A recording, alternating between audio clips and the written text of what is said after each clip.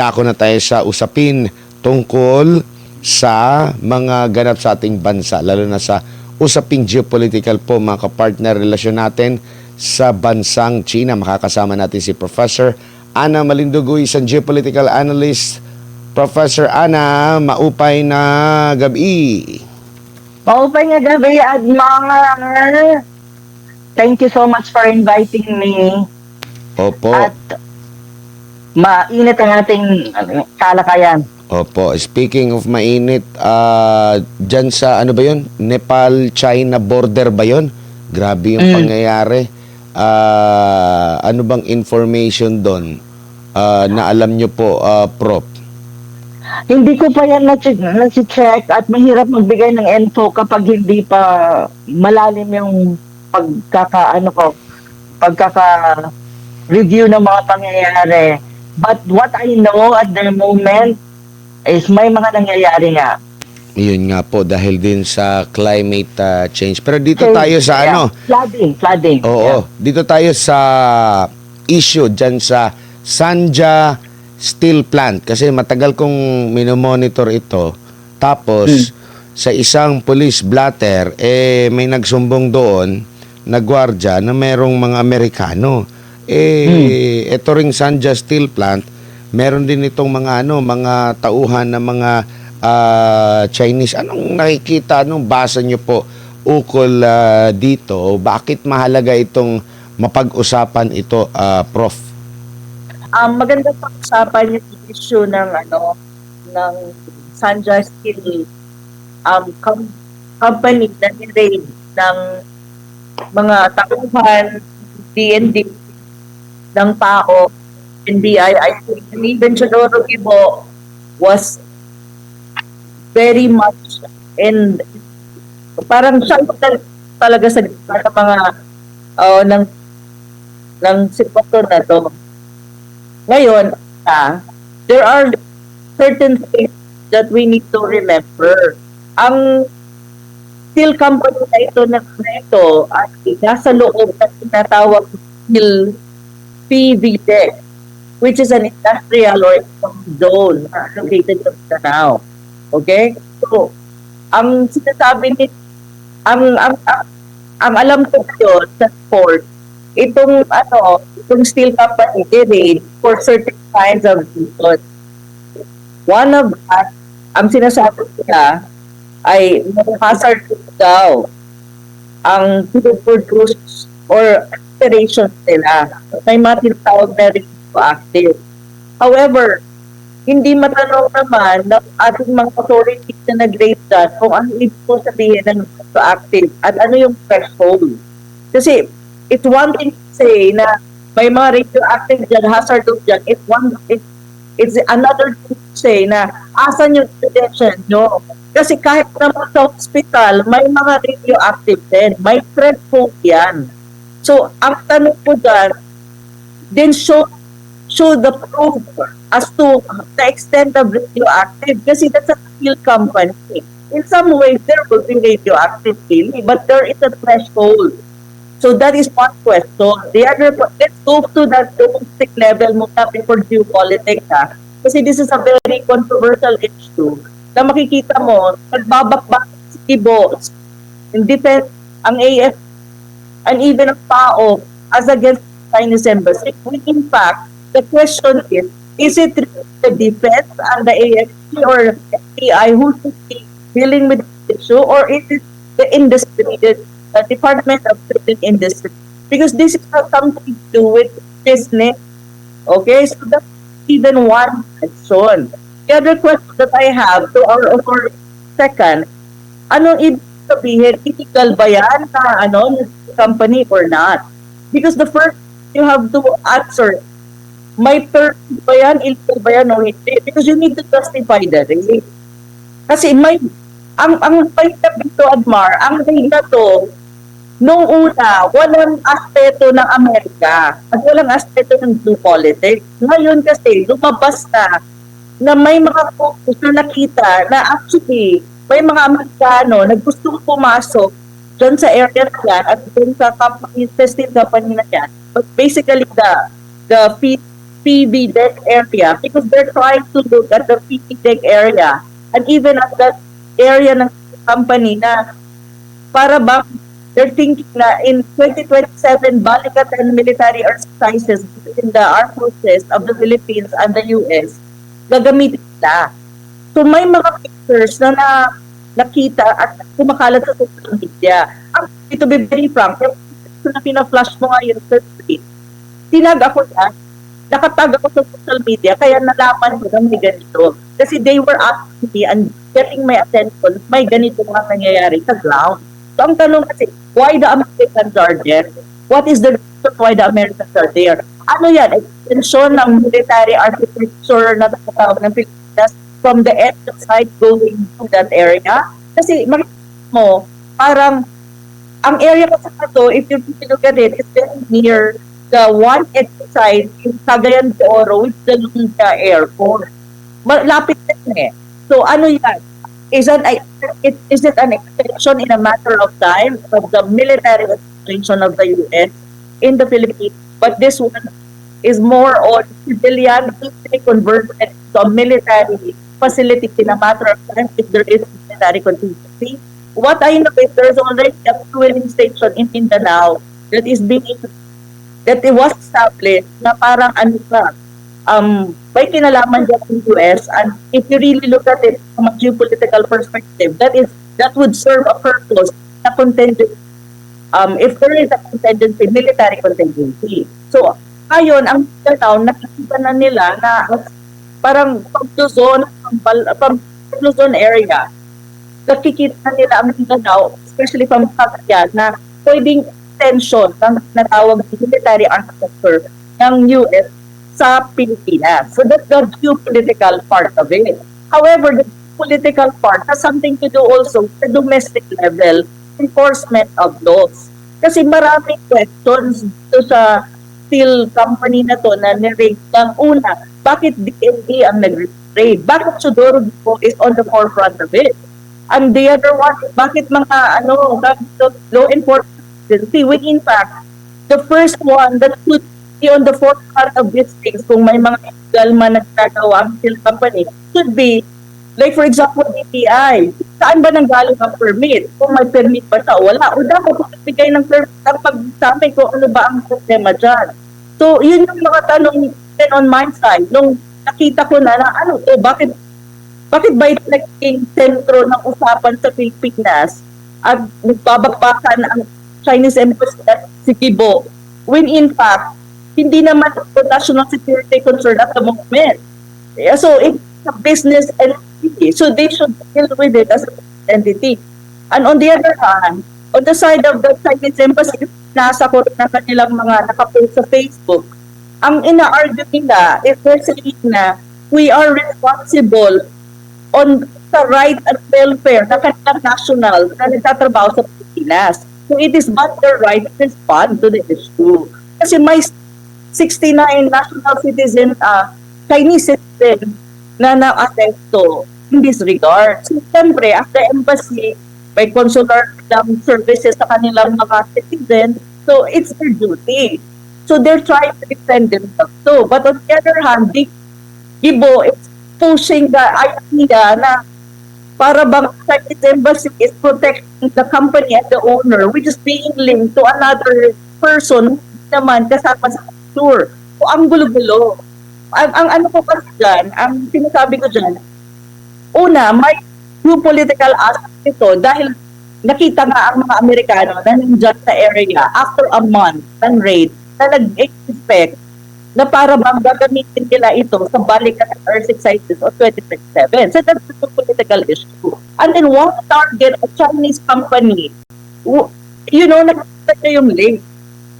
Chinese company ang target, then suddenly Americans are in the area. So there is a geopolitical issue on this. So it means kapag i-attract mo siya, para bang target ang Chinese enterprises. Pero need to remember na may impact yan when you talk about economy and when you talk about securitization of the business enterprises in the Philippines. At ano yung impact nito kung titignan mo ang investment climate sa Pilipinas na kung saan other foreign investors may say na, wow, kung gusto ka lang targetin pala ng city or negosyo, pwede ka palang magkaroon ng itong sitwasyon. Tsaka, on the other hand, let me explain this, no? Kasi this is a very, naging critical na issue when in fact, dapat need to deal with this issue ng parang kung related ka or investment related sa Pilipinas, to let the proper authority, proper agency, yun ang yun ang mag-deal with this, not responding to not the likes of that responding to the issue kasi hindi naman sila, ano ba sila? Are they, businessman or trade, Department of Trade and Industry? No, they are from the military eh. So, hindi ko maintindihan bakit ang military at ang law enforcement ang sumasagot sa mga at nagdadala ng issue na hindi naman nila cargo dapat yung issue kasi hindi naman yun ang trabaho nila. So, that is my question. The other one is, yung sinasabi nila na may mga application na parang ang products daw ng steel company low standard. As a Pilipinas, ang steel product at bawat construction nagre-require yan ng different kinds of skill. So before they make kind of claim, dapat siguro aralin nila ang industry at ang construction industry sa Pilipinas para maintindihan nila. On the other hand, ang kita ko, may nakita din ako ng mga report sa social media na para ba ang mga workers na affected ng rape ay para sila nagreklamo na hindi ito advantages to them but disadvantages precisely because nawawala sila ng trabaho. So in a way, magkakaroon ng impact sa buhay nila kasi wala kang job mawawalan ng income. So in a way, may ganong impact sa community. And on the other hand, this kind of activities na ginagawa ng ating ng mga tulad ko or ating yung PAO and this time FBI, this is what you call economic sabotage in many ways. Kasi paano, di ba, kanina Admar, ang sabi ng Bangko ng Sentral ng Pilipinas, bumaba pa ang pasok ng investment sa Pilipinas. Now, with kind of situation na very reasonable naman, how would you attract foreign investors to come to the country when investment because of nationality or it comes from one certain country like China is being subjected to security issues and then siya sa geopolitics. So how we can invite foreign investors sa Pilipinas kung ganito ang sitwasyon? On the other hand, when you talk about military, there is really this move at the moment na ang Mindanao ay nakikita as an extension area ng military architecture sa Pilipinas. At mayroon talaga ang United States at ang mga Amerikano na nasa Pilipinas and even in the United States saying na any kind of Chinese investment enterprises or whatever, mga estudyante nila na nandun sa EDCA site, dapat mawala. Oo, kasi EDCA site is actually US-based sa Pilipinas. So, ang tanong ko, kung ganito, so ibig sabihin, gusto ng mga Amerikano at Pilipibo na wala na business ang China with us? Kung gano'n, kulubog ang ekonomiya natin. Kasi we cannot deny the fact that China is the big giant when we talk about investment, investors, and even business investment, not only in the Philippines, but even in the rest of in Southeast Asia and beyond. Kung ayaw natin ng business with China, di magkakaproblema talaga yung ekonomiya natin. Gusto mo, anong mangyayari sa Pilipinas? Kasi hindi mo matinay na ang Chinese enterprises sa Pilipinas is really contributing to the economy. On the other hand, let me clear these things though.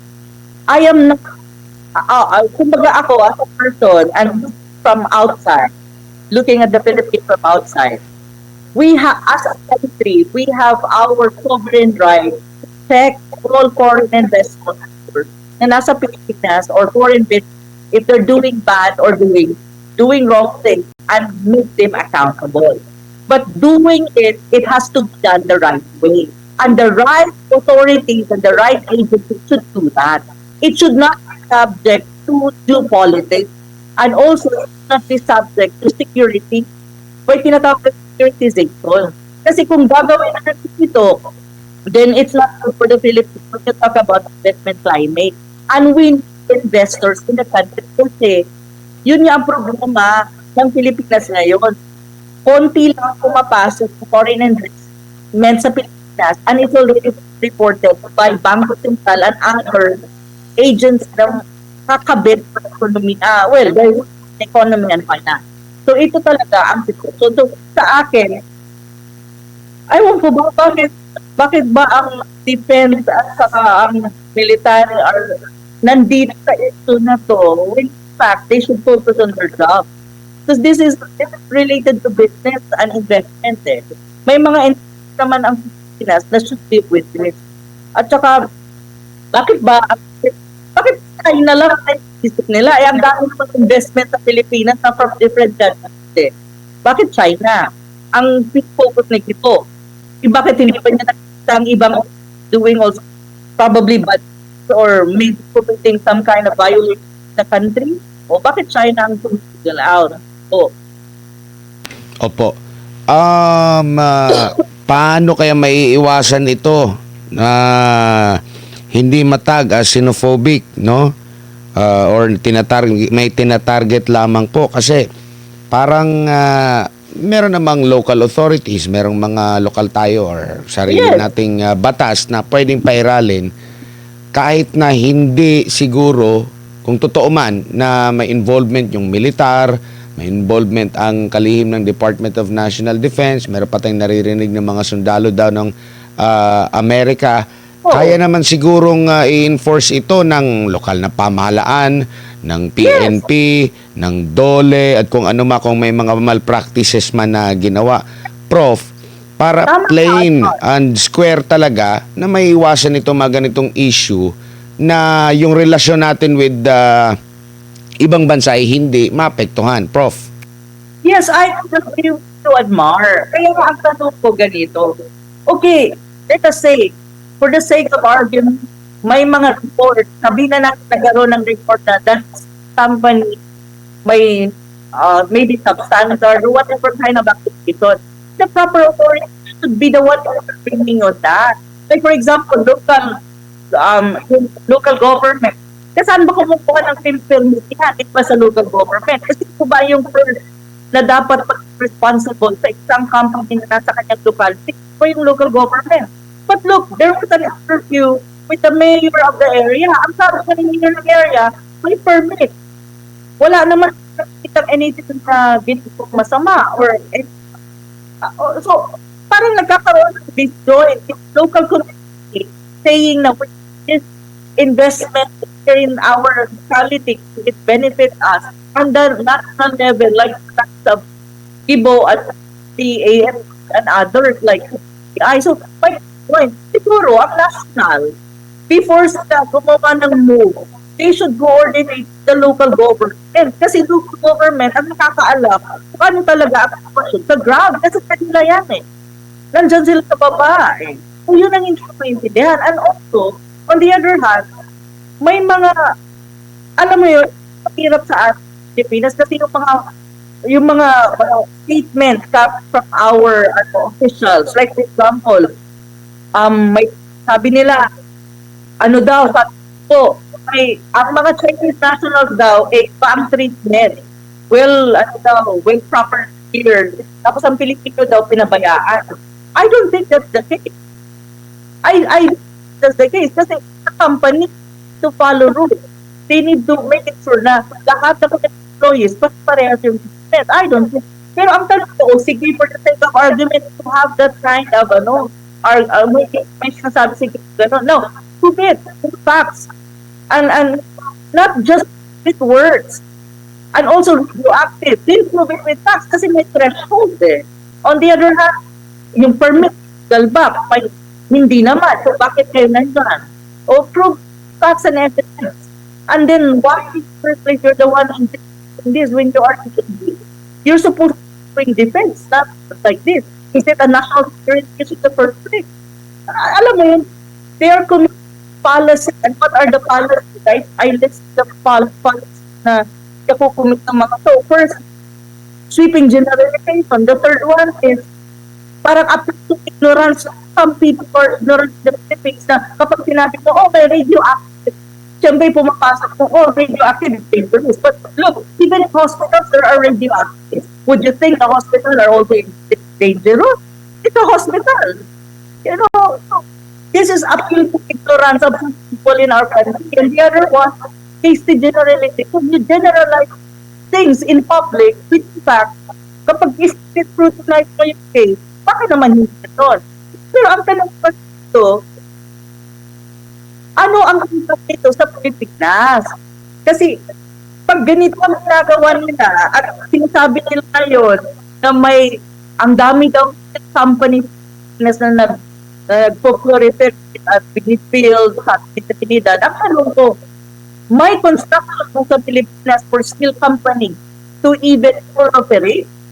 Kasi ang alam ko, ang problema ng Pilipinas ngayon under BPM is di nga nagkakaroon ng maraming construction dahil sa, aywan ko, parang nag-limit ata si BPM ng construction implementation sa infrastructure precisely because of the many corruption and then na may kasama sa DPWH infrastructure. To certain extent, even last year now, yung construction natin sa Pilipinas when it's building, for and all, bumaba. Kaya maraming companies related to infrastructure construction na nag-withdraw sa Pilipinas at hindi na nag-open kasi sila.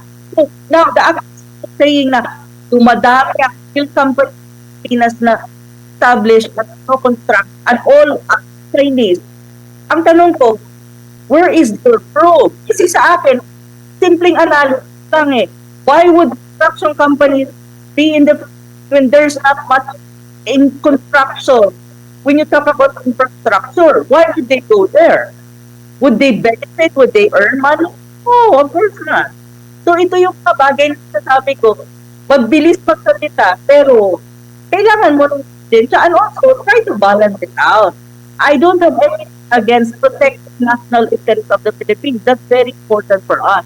Pero balance, look at it from that angle. Economic stability ng Philippines is very important too. The economy of the country is already suffering. Maraming investors are pumalit sa precisely because of this. And when would realize economic survival of the country is very important. But kapag ganito ang ginagawa natin, ang lahat na may kinalaman sa China ay parang security is already and you have America trying to expand their military architecture in the Philippines at the expense of Chinese enterprises. Ano mangyayari sa Pilipinas? Economically speaking, do you really will survive after of time? Economically? My goodness naman. Try to balance yourself. Opo. Ngayon naman i-connect natin ito dun sa paghihigpit doon sa China sa mga Pilipino naman. Kasi naririnig, matagal na nating narinig din ito. Even before, no?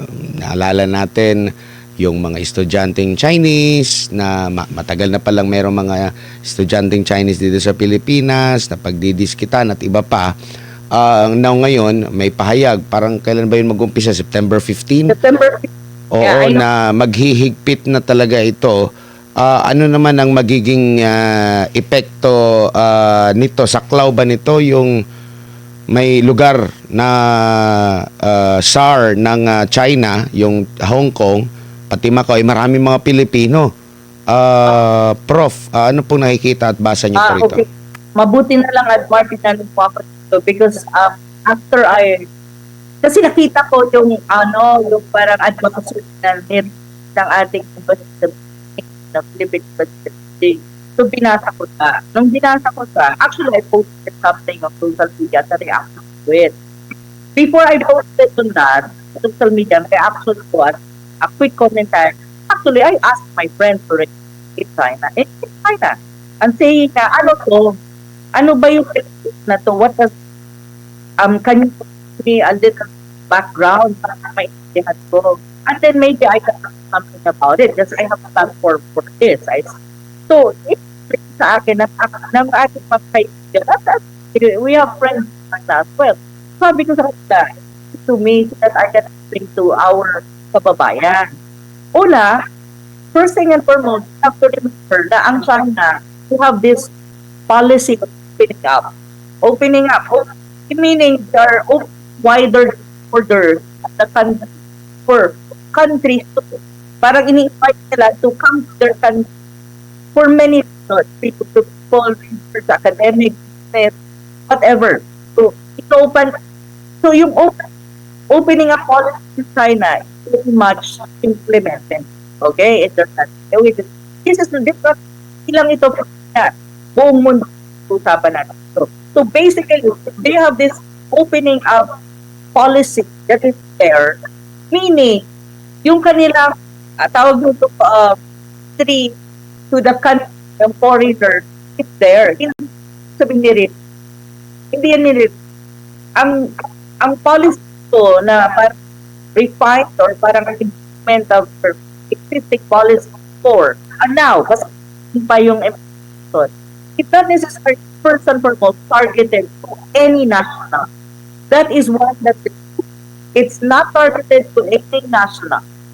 Second, ang reason why they're doing it is tumadami ang foreigners na pupunta sa China, sa iba't ibang panig ng China for different reasons, tourism, academic, conferences, whatever. So, dumadagsa actually ang foreigners sa China, sa ibang lugar. At to be very frank, I traveled to China most of the time. I was in China for conferences for APEC 2020, and even I saw different parts. Nakita ko din talaga na ang entry ng foreigners sa China, hindi ito Filipino ha, iba-ibang foreigners come from the western side, from Latin America, from Africa. Tumataas at marami talaga. So, ngayon, ang sasabi nila, maraming nangyari sa mundo. Like, for example, by mga some kind of from other parts of the world to have conflict in the Middle East and so many other issues na nangyari sa mundo. So, as a country, they also want to regulate their immigration policy, especially not only the foreigners to their country, but even the parang yung paglabas ng kanilang mga national to other countries para magpakasot whatever pabalik. So it's not necessarily said to any foreigners or any national. It's just a regulation na gusto daw nila maayos, masiguro ang pinagkandot nila from first and foremost this, na baka pumasok sa kanila from other places na maybe dala ng foreigners na pasok or di kaya dala ng national nila na lumabas ng bansa nila. So, or any kind of security problem kasi ang daming nangyayaring gulo sa mundo. May community crisis.